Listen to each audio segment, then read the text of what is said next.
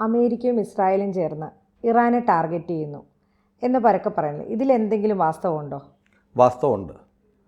നമ്മൾ കാര്യമായി ചർച്ച ചെയ്യാത്ത ഒരു സംഭവം നമ്മുടെ മാധ്യമങ്ങളിലൊന്നും അധികം വന്നില്ല.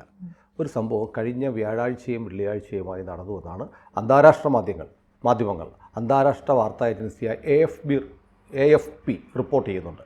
AFP പറയുന്നത് ഇറാനിൽ നിന്ന് 2 യുദ്ധവിമാനങ്ങൾ, വലിയ വിമാനം, കൂറ്റൻ മിലിറ്ററി ട്രാൻസ്പോർട്ട് വിമാനങ്ങൾ ലെബനോണിലേക്ക് പറന്നു വന്നു. ലെബനോണിൽ വന്നിട്ട് ബെയ്റൂട്ട് വിമാനത്താവളത്തിൽ ഇറങ്ങാൻ വന്നു. ആ വിമാനങ്ങൾ വരുന്നു എന്ന് വളരെ മുമ്പേ അറിഞ്ഞിട്ട് അമേരിക്ക ലെബനോണിനെ വിളിച്ച് മുന്നറിയിപ്പ് നൽകി, ഇറാൻ്റെ വിമാനങ്ങൾ ബെയ്റൂട്ടിൽ ഇറങ്ങിയാൽ ഇസ്രയേൽ ആക്രമിക്കും എന്ന് അമേരിക്കയിൽ നിന്നൊരു മെസ്സേജ് ലെബനോണിലേക്ക് പോയിരുന്നു. പക്ഷേ ലെബനോൺ അത് കാര്യമാക്കി എടുത്തില്ല.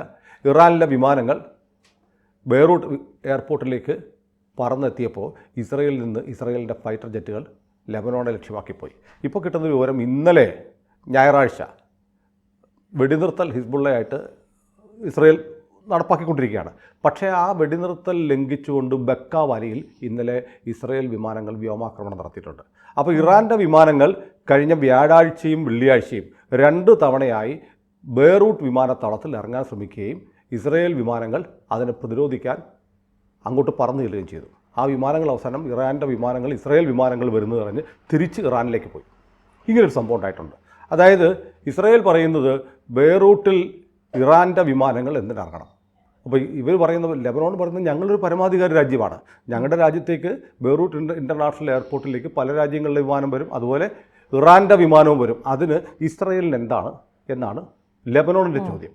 അപ്പോൾ അതിന് മറുപടിയായിട്ട് ഇസ്രയേൽ പറയുന്നത്, അത് നിങ്ങൾ പറഞ്ഞാൽ ശരിയാവത്തില്ല, കാരണം മുൻകാലങ്ങളിലൊക്കെ ഇങ്ങനെ ഇറാൻ്റെ വിമാനങ്ങൾ വന്ന് ബെയ്റൂട്ട് വിമാനത്താവളത്തിൽ ഇറങ്ങും, എന്നിട്ട് അവർക്കുള്ള പണം, ആയുധങ്ങളൊക്കെ അവിടെ ഇറക്കിയിട്ട് അത് ഹിസ്ബുള്ളയ്ക്ക് കൊടുക്കും. ഇപ്പോൾ ഹിസ്ബുള്ളയുടെ നടുവൊടിഞ്ഞ് അവരുടെ നേതാക്കന്മാരും എല്ലാം ചത്ത് അവർക്കൊരു ശേഷിയുമില്ലാതെ ലിറ്റ്വാനി നദിയുടെ അപ്പുറത്തേക്ക് ഓടിപ്പോയി അവർ ആയുധം വെച്ച് കീഴടങ്ങിന് തുല്യമായി കഴിയുകയാണ്. അവരെ വീണ്ടും ആയുധം അണിയിക്കാൻ വേണ്ടിയിട്ട് ഇറാൻ്റെ വിമാനങ്ങൾ വന്നാൽ ഞങ്ങൾ സമ്മതിക്കത്തില്ല. ഇറാൻ്റെ ഒരു വിമാനവും ബെയ്റൂട്ടിൽ ഇറങ്ങാൻ പാടില്ല. നിങ്ങൾ പരമാധികാരമൊക്കെ ആയിരിക്കും, പക്ഷേ അങ്ങനെ ഇറങ്ങിയാൽ ഞങ്ങൾ വെടിവെച്ചിടും. നിങ്ങളുടെ ആകാശത്ത് വെച്ച് ഇറാൻ്റെ വിമാനങ്ങളെ ഞങ്ങൾ വെടിവെച്ചിടും എന്ന് ഇസ്രയേൽ പറഞ്ഞു. ഇസ്രയേൽ അങ്ങനെ ചെയ്യുമെന്ന് അമേരിക്കയാണ് ആദ്യമേ ലെബനോണിനെ വിളിച്ചു പറയുന്നത്. ഇത് പറഞ്ഞിട്ടും ലെബനോൺ കേൾക്കാതിരുന്നപ്പോൾ, അല്ലെങ്കിൽ ഇറാൻ്റെ വിമാനങ്ങൾ ലെബനോണിൻ്റെ എതിർപ്പ് വകവയ്ക്കാതെ ലെബനീസ് ആകാശത്തേക്ക് ഇറാൻ വിമാനങ്ങൾ, യുദ്ധവിമാനങ്ങൾ വന്നപ്പോൾ ഇസ്രയേലിൻ്റെ വിമാനങ്ങൾ അവയെ നേരിടാൻ കുതിച്ചു പാഞ്ഞു വരികയും അവ ഗത്യന്തരമില്ലാതെ തിരിച്ച് ഇറാനിലേക്ക് പോവുകയും ചെയ്തു. ഇതൊരു സംഭവം. രണ്ടാമത്തെ സംഭവം, വളരെ നിർണായകമായ ഒരു meeting Marco Rubio, American state സെക്രട്ടറിയാണ്, വിദേശകാര്യങ്ങൾ നോക്കുന്ന മാർക്കോ റൂബിയോയും നെതന്യാഹുവും തമ്മിൽ ഇന്നലെ ഇസ്രയേലിൽ നടന്നു. ഇസ്രയേലിൽ നടന്നിട്ട് വലിയ ചർച്ച, രണ്ടുപേരും ചേർന്ന് വാർത്താസമ്മേളനം നടത്തി. വാർത്താസമ്മേളനം വലിയ വാർത്തയായി. അപ്പോൾ വാർത്താസമ്മേളനത്തിൽ ബെഞ്ചമിൻ നെതന്യാഹു, രണ്ടുപേരും തമ്മിലുള്ള വാർത്താസമ്മേളനത്തിൽ ബെഞ്ചമിൻ നെതന്യാഹു പറഞ്ഞു, ഞങ്ങൾ അമേരിക്കയോട് തോളോട് ചേർന്ന് ഇറാൻ്റെ ഭീഷണി നേരിടും. അയത്തുള്ളമാർക്ക് ഒരിക്കലും ആണവായുധം ഉണ്ടാക്കാൻ ഞങ്ങൾ സമ്മതിക്കത്തില്ല. അത് ഞങ്ങളെന്ന് പറഞ്ഞാൽ ആരൊക്കെയാണ്? അമേരിക്കയും ഇസ്രയേലും ചേർന്ന്. ഇപ്പോഴത്തെ അയത്തുള്ള ഇനി ചത്തു കഴിഞ്ഞാൽ അടുത്ത അയത്തുള്ള വന്നാൽ അയാൾ ഉൾപ്പെടെ ഒരാൾക്കും ഇറാന് അണുവായുധം ഉണ്ടാക്കാൻ ഞങ്ങൾ സമ്മതിക്കില്ല. ഈ മേഖലയിലെ എല്ലാ കടന്നുകയറ്റങ്ങളും ഞങ്ങൾ തടയും എന്ന് പറഞ്ഞു. അപ്പോൾ ഇതിനകത്ത് ഈ മാർക്കോ റൂബിയോ അപ്പോൾ പറഞ്ഞു, നമ്മൾ ലോകത്ത് എവിടെയൊക്കെ തീവ്രവാദ ഗ്രൂപ്പുണ്ടോ, അക്രമമുണ്ടോ, രാഷ്ട്രീയ അസ്ഥിരത ഉണ്ടാക്കാനുള്ള ശ്രമങ്ങൾ നടത്തുന്നുണ്ടോ, ലക്ഷക്കണക്കിന് ആളുകളുടെ ശാന്തിയും സമാധാനവും ഇല്ലാതാവുന്നുണ്ടോ ഉണ്ടെങ്കിൽ അതിന് കാരണം ഒരൊറ്റ രാജ്യമാണ്, ഇറാനാണ് എന്ന് അമേരിക്കൻ വിദേശകാര്യ സെക്രട്ടറി മാർക്കോ റൂബിയോയും ഈ വാർത്താ സമ്മേളനത്തിൽ പറഞ്ഞു. എന്നിട്ട് പറഞ്ഞു, ബീബി ഇപ്പോൾ പറഞ്ഞു, ബെഞ്ചമിൻ നെതന്യാഹു ഈ വാർത്താ സമ്മേളനത്തിൽ അതിന് തുടർച്ചയായിട്ട് ബീബി പറഞ്ഞ എന്താണെന്നറിയോ, ഞങ്ങളുമായിട്ടുള്ള യുദ്ധത്തിൽ ഞങ്ങളെ ആക്രമിച്ചു, ഞങ്ങൾ അവിടെ കയറി നല്ല അടി കൊടുത്തിട്ടുണ്ട്. ആർക്കിട്ട്? ഇറാനിട്ട്.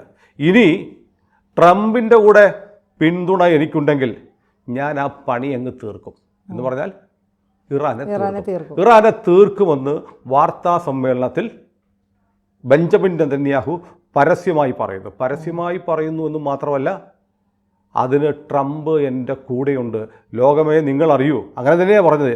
എല്ലാവരും കേൾക്കണം, ഞാനും ട്രംപും തമ്മിൽ ഏറ്റവും നല്ല സൗഹൃദവും ഏറ്റവും നല്ല കോർഡിനേഷനും ഉണ്ട്, ഞങ്ങൾ ഒന്നിച്ച് ഇറാൻ്റെ പണി തീർക്കുമെന്ന് പറയുന്നു. ഇറാൻ്റെ പണി തീർക്കുമെന്ന് പറയുമ്പോൾ അമേരിക്ക ഒരു ഓഫർ ഇറാനോട് വെച്ചിട്ടുണ്ട്. അമേരിക്കയുടെ ഉപരോധം കൊണ്ട്, സാങ്ഷൻ കൊണ്ട് നട്ടം തിരിയുകയാണ് ഇറാൻ.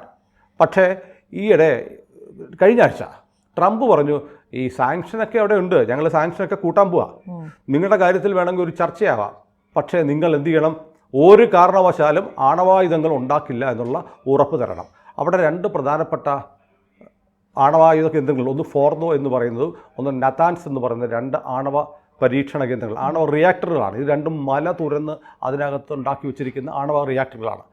നതാൻസ് പലതവണ ഇസ്രയേൽ ആക്രമിച്ചിട്ടുണ്ട്. എന്നാൽ പോലും അവിടെ അവർ വീണ്ടും അത് പുനഃസൃഷ്ടിച്ചുകൊണ്ട് അവിടെ എൻറിച്ച്ഡ് യുറേനിയം ഏതാണ്ട് 60% വരെ ആയി, 60% വരെ സമ്പുഷ്ടീകരിച്ച യുറേനിയം നെതാൻസിലും ഫോർദോയിലും ഇറാൻ ഉണ്ടാക്കിയിട്ടുണ്ട്.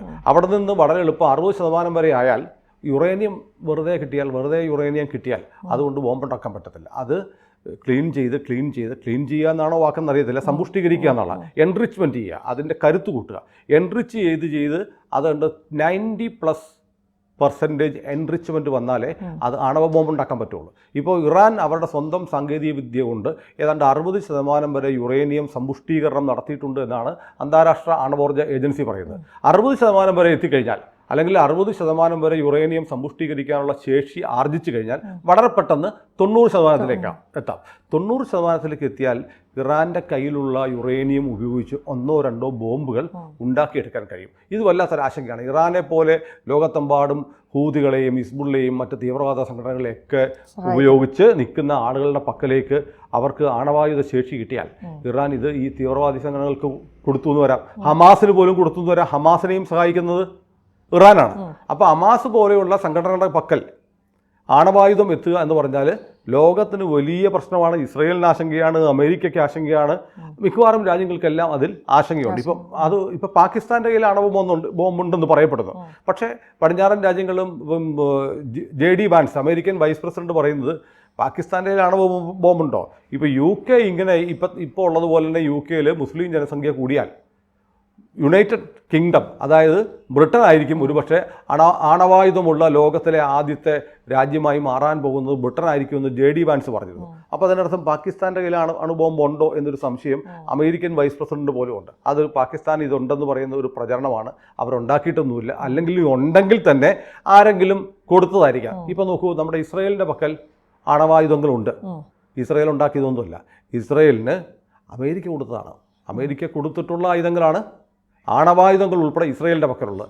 ഇപ്പോൾ ഇസ്രയേലും അമേരിക്കയും ചേർന്ന് വലിയൊരു ഭീഷണി മുഴക്കുകയും ഇറാനോട് ട്രംപ് പറയുന്നു, നിങ്ങൾ ആണവായുധം ഉണ്ടാക്കത്തില്ല എന്ന് ഉറപ്പ് തന്നാൽ നിങ്ങളുമായിട്ടൊരു ചർച്ചയ്ക്കൊക്കെ തയ്യാറാവാം, പക്ഷേ അത് ചർച്ചയ്ക്ക് നിങ്ങൾ തയ്യാറായി വരുന്നവരെ ഞങ്ങളിപ്പോൾ സാങ്ഷൻസ്, ഉപരോധം കൂട്ടുമെന്ന് പറയുന്നു. അപ്പോൾ ഇറാനെ വല്ലാതെ കോർണർ ചെയ്യാൻ അമേരിക്ക ആഗ്രഹിക്കുന്നുണ്ട്. ഇസ്രയേലിന് ആഗ്രഹം പണ്ടേയുണ്ട്. അപ്പോൾ ഇസ്രയേലിൻ്റെ ആഗ്രഹം സാധിച്ചു കൊടുക്കാനുള്ള ഒരു നീക്കം അമേരിക്ക നടത്തിക്കൊണ്ടിരിക്കുകയാണ്. അപ്പോൾ ഇതിനിടയ്ക്കാണ് ഇപ്പോൾ വളരെ പെട്ടെന്ന് പറയുന്നത്, ഞങ്ങൾക്ക് ഈ ട്രംപിൻ്റെ സഹായം ഉണ്ടെങ്കിൽ, അമേരിക്കയുടെ സഹായമൊന്നുമല്ല നെതന്യാഹു പറഞ്ഞത്, ട്രംപിൻ്റെ സഹായം ഉണ്ടെങ്കിൽ ഞാൻ ഈ പണി തീർക്കും. ഏത് പണി? കാലങ്ങളായി ഇസ്രയേലാണ് ഇറാൻ ആണവശേഷി ആർജിക്കാനുള്ള എന്തു നടപടിയെടുത്താലും അവിടെ കയറി അടി കൊടുക്കുന്നത് ഇറാനാണ്, ഇസ്രയേലാണ്.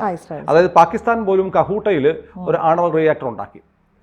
കഹൂട്ട ആണവ റിയാക്ടർ ഉണ്ടാക്കുമ്പോൾ ഇസ്ലാമിക ലോകത്ത് അണുബോംബ് വരിക എന്ന് പറഞ്ഞാൽ ഇസ്രയേലിന് പേടിയാണ്.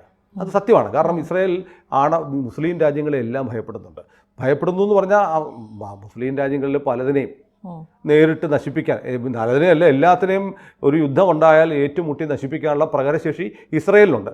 പക്ഷേ അവർക്ക് ഭയം, ഇവരുടെ ആരുടെയെങ്കിലും കയ്യിൽ അണവായുധം വന്നാൽ അത് ചിലപ്പോൾ, കാരണം ഇസ്രയേൽ ഒരു ചെറിയ രാജ്യമാണ്, അവിടെ കൊണ്ടൊരു ബോംബിട്ടാൽ ഇസ്രയേലിനെ മുഴുവൻ ബാധിക്കും. അപ്പോൾ ഇന്ത്യ പോലെ ഒക്കെ ഒരു ഇന്ത്യയിൽ അല്ലെങ്കിൽ അമേരിക്കയിൽ അല്ലെങ്കിൽ ചൈനയിൽ എവിടെയെങ്കിലും കൊണ്ടൊരു ബോംബിട്ടാൽ, ഇപ്പോൾ ചൈനയിൽ ആരെങ്കിലും കൊണ്ടൊരു ബോംബിട്ടാൽ ചൈനയുടെ ആ ബോംബ് പതിക്കുന്ന ഏരിയയിൽ മാത്രമേ നാശം ഉണ്ടാകത്തുള്ളൂ. കാരണം ഒരു വാസ്റ്റ്, വളരെ വിസ്തൃതമായ ഏരിയയാണ്.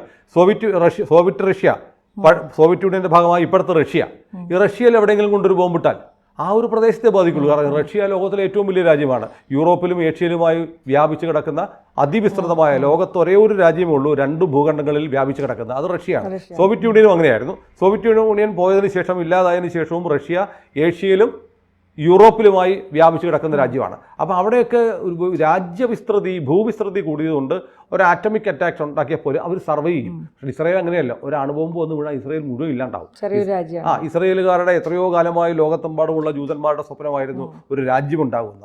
ആ രാജ്യമുണ്ടായതിനെ ഒരു അണുബോംബ് ഇട്ട് കത്തിച്ച് കളയാനൊന്നും ഇസ്രായേൽ ആഗ്രഹിക്കുന്നില്ല. അതുകൊണ്ട് ആര് അണവായുധങ്ങൾ ഉണ്ടാക്കാൻ ശ്രമിച്ചാലും അവരെ ആക്രമിക്കാൻ ഇസ്രായേൽ പോകും. അതുകൊണ്ടാണ് കഹൂട്ടയിൽ പാകിസ്ഥാൻ ആണവ റിയാക്ടർ ഉണ്ടാക്കിയപ്പോൾ നമ്മുടെ അന്നത്തെ പ്രധാനമന്ത്രിയെ വിളിച്ചു പറഞ്ഞു, നിങ്ങളൊരു കാര്യം ഒന്നും ചെയ്യണ്ട, ഞങ്ങൾ വന്ന് അതടിച്ച് താഴ്ത്തേക്കാം, തിരിച്ചു പോകാൻ നേരത്ത് ഞങ്ങൾക്കെതിരെ ഏവിയേഷൻ ഫ്യൂവൽ എണ്ണ അടിച്ച് തന്നാൽ മതി എന്ന് പറഞ്ഞപ്പോൾ അന്നത്തെ ഇവിടുത്തെ ഇന്ത്യൻ സർക്കാർ പറഞ്ഞു വേണ്ട എന്ന് പറഞ്ഞു.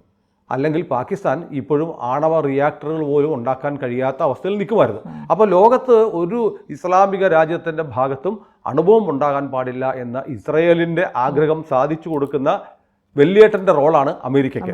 അപ്പോൾ ഏതായാലും അമേരിക്ക എൻ്റെ കൂടെ ഉണ്ടെങ്കിൽ എന്നല്ല ബീബി പറയുന്നത്, നെതന്യാഹു പറയുന്നത്, ട്രംപ് എൻ്റെ കൂടെ ഉണ്ടെങ്കിൽ ഞാൻ ഈ പണി തീർക്കും എന്ന് നെതന്യാഹു പറയുന്നു. അതിൻ്റെ കൂടെ ഭാഗമാണ് 2 ഇറാൻ വിമാനങ്ങൾ ലെബനോണിൽ വേറൊരു രാജ്യത്ത് വന്നിറങ്ങിയപ്പോൾ ഫൈറ്റേഴ്സിനെ അയച്ച് ആക്രമിക്കാൻ ഇസ്രായേൽ തയ്യാറായത്. എന്നിട്ട് ലെബനോണിലുള്ള ഒരു പണിയാണെന്ന് തോന്നുന്നു. കാരണം മുന്നറിയിപ്പ് കൊടുത്തിട്ടും ഈ വിമാനങ്ങൾ ബെയ്റൂട്ടിൽ ഇറങ്ങാൻ ലെബനോൺ സമ്മതിച്ചല്ലോ.